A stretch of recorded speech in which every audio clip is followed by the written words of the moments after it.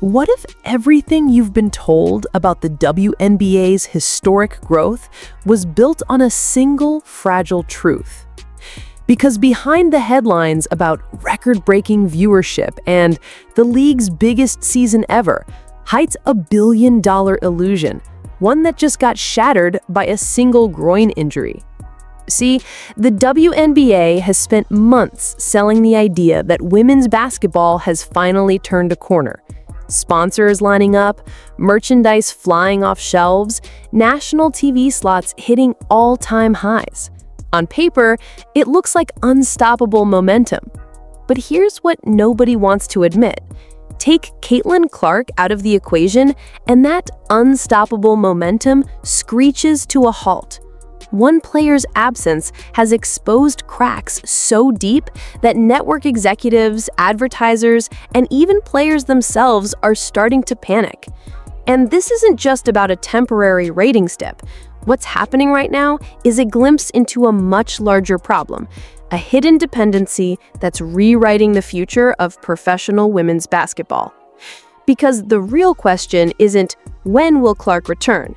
The real question is, what happens if she doesn't? Stay with me, because what I'm about to show you connects digital breadcrumbs, financial intelligence, and insider conversations that reveal a truth far more shocking than a few bad ratings. This is the story the mainstream sports media won't touch. And once you see the numbers, you'll never look at the WNBA's growth narrative the same way again. When you strip away the marketing campaigns and glossy highlight reels, one number exposes the entire foundation of the WNBA's so-called historic growth. That number is 26.5%. Because according to financial intelligence and viewership data, Caitlin Clark isn't just the league's biggest star, she is the league. Nearly 1 out of every $4 tied to WNBA economics, from broadcast contracts to merchandise sales, is directly connected to her presence on the court. Think about how fragile that really is. One player, fresh out of college, suddenly carrying more than a quarter of an entire league's financial activity on her shoulders. No league in modern sports history has ever built a business model this dangerously dependent on a single individual. Not the NBA with LeBron, not the NFL with Tom Brady, not even soccer with Messi. And here's why that matters. The moment Clark missed time, the illusion shattered. Viewership didn't just dip, it collapsed. Sponsorship chatter went quiet, and fans who tuned in for her story stopped showing up when she wasn't in uniform. That isn't league-wide growth. That's what economists call concentrated dependency, and it's the Achilles heel of the WNBA's billion-dollar narrative. But here's the kicker. This dependency isn't just about ratings. It's about the networks, the players, and even the fans realizing what happens when a business model is built on quicksand. And the first cracks appeared in brutal fashion the moment Clark sat out. Because when we look at the actual numbers, the picture becomes impossible to ignore. The numbers don't lie, and when you line them up side by side, the story they tell is devastating. Take Caitlin Clark's first matchup against the Chicago Sky. That game pulled in a massive 2.7 million viewers. The hype was electric, the ratings historic. But fast forward just a few weeks, Clark sidelined, stars missing, and the same matchup barely cleared 1.3 million. That's not a seasonal dip, that's a freefall. And it doesn't stop there. Without Clark on the floor, other games cratered to levels so low they barely registered on the national scale. Sun vs. Storm, 180,000 viewers. Dream vs. Mercury, 160,000. These aren't playoff caliber numbers. They're the kind of ratings that make executives start whispering about contract cuts. See, every league has its ups and downs, but here's the difference. When LeBron James sits out, the NBA doesn't lose half its audience overnight. When Tom Brady retired, the NFL didn't collapse into irrelevance. Those leagues built depth, multiple stars, and institutional loyalty. The WNBA? It's riding one wave, and the moment Clark isn't in the water, the tide goes out fast. This isn't just about sports anymore. It's about the psychology of viewers. Casual fans are creatures of habit. If they tune in one week and don't see the star they came for, they move on. They find something else to watch. And once that habit breaks, it's almost impossible to rebuild. That's why these collapsing numbers matter. They aren't just proof of a fragile fan base. They're the spark that ignites panic in broadcast boardrooms. Because networks don't pay for good when our star is healthy programming. They pay for consistency. And right now, the WNBA is proving it can't deliver that. But here's the part nobody's talking about. The networks already know this. And behind closed doors, the conversations they're having are far more alarming than a bad ratings week. If you think fans are the only ones noticing these numbers, think again. Because inside the boardrooms of ESPN, CBS, and ABC, the whispers have already started. And they're not flattering. Here's what the digital breadcrumbs show. While the league publicly celebrates historic growth, network executives are quietly asking a dangerous question. Are we investing in a league or in one player's marketing campaign? And you can see why they're nervous. Imagine signing multi-million-dollar contracts only to realize your entire ratings surge depends on one rookie's availability. That's not a sustainable sports property. That's a house of cards. Industry chatter suggests some execs are treating the WNBA as nothing more than an experimental investment. Translation, they'll ride the Clark wave as long as it lasts, but the moment the numbers stop justifying it, they'll pull back. Hard. That's the cold reality of sports television. Networks don't care about feel-good narratives or social media hashtags. They care about consistency, ad dollars, and return on investment. And when they see 1 million viewers vanish overnight because Clark isn't playing, the math stops adding up. The most revealing clue? Insiders claim contract renegotiations are already on the table, not in public, but behind closed doors. Executives are pressing their analysts for models that show exactly what happens if Clark misses more time, or worse, if the hype around her cools off. And the results aren't pretty. Because when the foundation of your broadcast deal is this fragile, it doesn't take a season-ending injury to trigger panic. It only takes doubt. But here's where the story takes an even darker turn.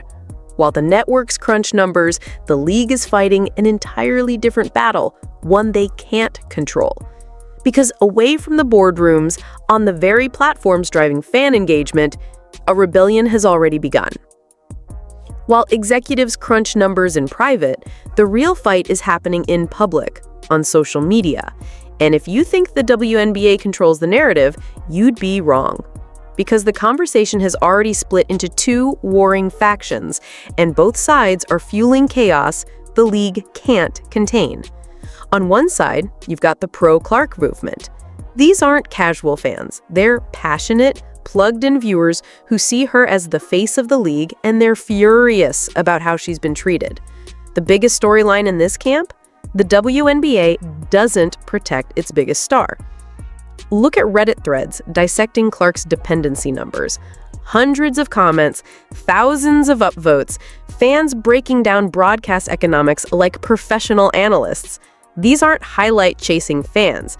They're people connecting dots. And the dots all point to an unsustainable league built around one player. But then comes the anti-Clark faction, and their narrative is even more volatile. They've weaponized the idea of targeting, accusing the league, referees, and even players of creating conditions designed to humble her.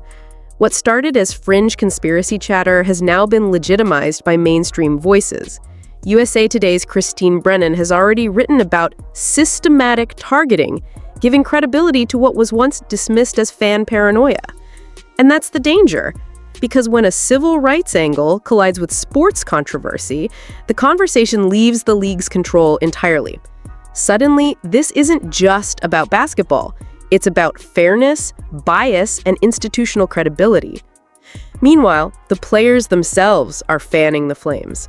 Sophie Cunningham's viral TikTok criticizing officiating, over 1.2 million views in a matter of days. And the pattern is clear. Player frustration plus league overreaction equals explosive engagement. The irony, these unscripted, rebellious clips consistently outperform official WNBA marketing. That's the rebellion in real time. Fans questioning the league's economics, players going viral for criticizing their own institution, journalists validating conspiracy theories. It's a perfect storm of content the WNBA can't spin, can't censor, and can't stop.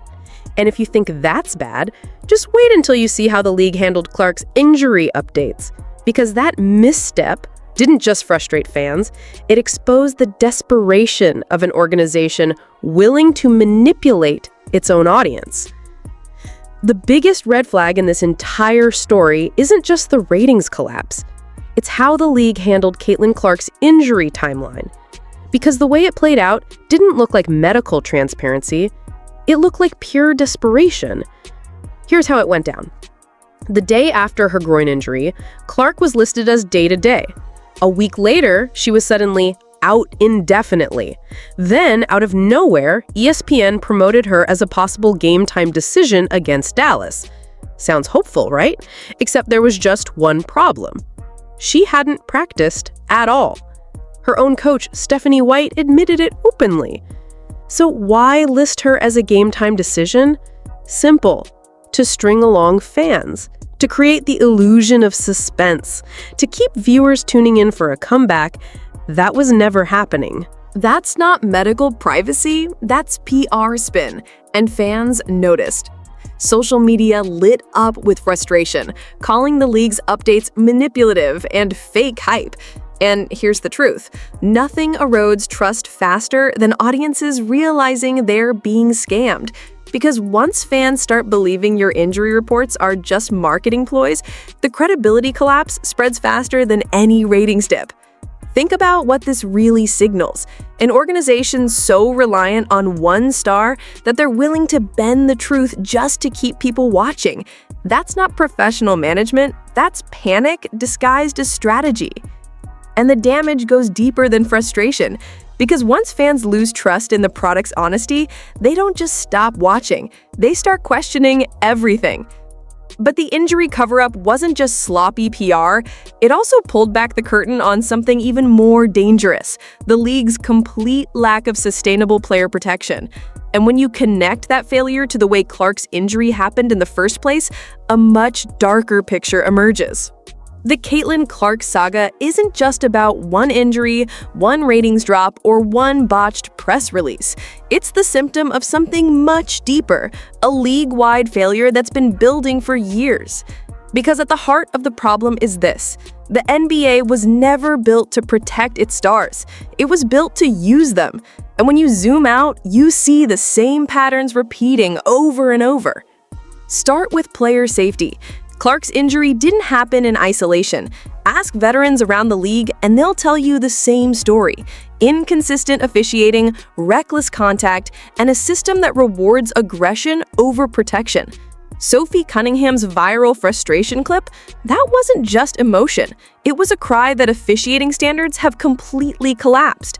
Then there's the league's infrastructure.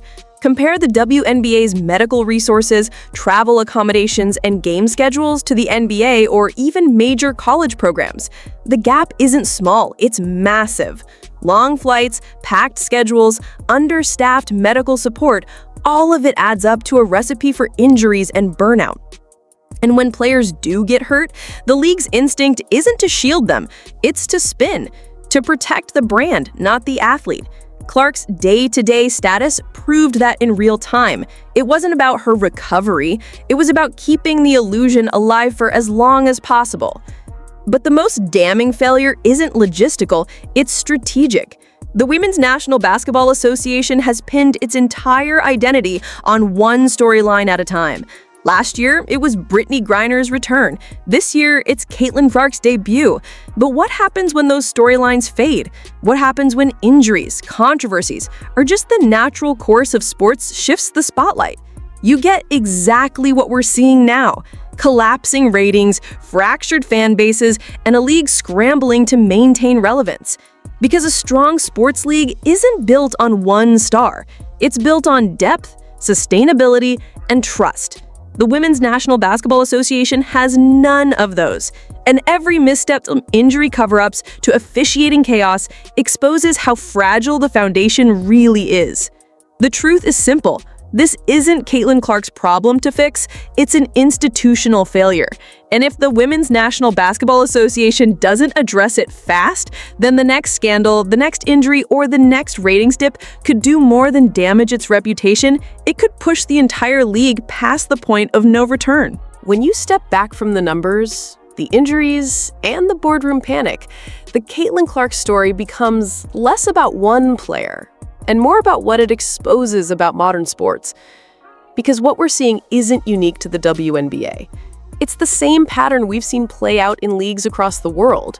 When media companies and institutions chase short-term spikes instead of long-term growth, they build systems that collapse under the slightest pressure. In the WNBA's case, the pressure came in the form of one rookie's groin injury, one storyline stalling, one set of numbers dipping. That's all it took to send networks, fans, and even players spiraling. And that should make everyone uncomfortable. Because here's the bigger truth. No league can survive if it relies on one person to carry the weight of an entire sport. The NBA didn't become a global empire because of Jordan alone. It survived because by the time he retired, stars like Kobe, Shaq, and Iverson were already waiting to carry the torch. That's what sustainable growth looks like. The WNBA, by contrast, is gambling everything on Clark. And that gamble doesn't just put the league at risk, it puts the players at risk too. It creates pressure to rush back from injuries, it fuels hostile debates online, it distorts officiating, and erodes credibility.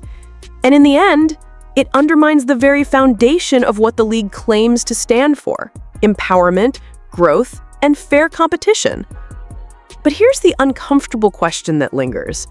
Is this really the WNBA's failure alone? Or is it a reflection of how we, as fans and media consumers, engage with women's sports? Do we only show up for the once-in-a-generation phenoms? Or are we willing to invest in the depth, the rivalries, and the league itself? Because if we're not, then Caitlin Clark's story won't just be remembered as the rise of a superstar. It'll be remembered as a warning. The moment women's basketball had a chance to grow into something bigger, and instead revealed just how fragile the system really was. At the end of the day, Caitlin Clark's story isn't just about injuries, ratings, or even the WNBA's shaky foundation. It's about how fragile a league becomes when it builds everything around a single player, and how quickly the cracks show when that player isn't on the floor. We've seen the numbers dip. We've seen the network scramble. We've seen the fans call out the spin. And now, the question isn't whether Caitlin Clark can carry the league, it's whether the league can survive without her. And that's where you come in. Because this isn't just about what happens in the boardrooms or on the broadcasts. It's about the conversation happening right now among fans. Do you think the WNBA is setting Clark up for long-term success? Or is it pushing her too hard just to save itself? Drop your thoughts below, because this debate isn't going away anytime soon. And make no mistake, the way this plays out could decide the future of women's basketball. So whether you believe Caitlin Clark is the league's savior or just its safety net, one thing's for sure: this story is far from over. And the next chapter, it might be the most important one yet.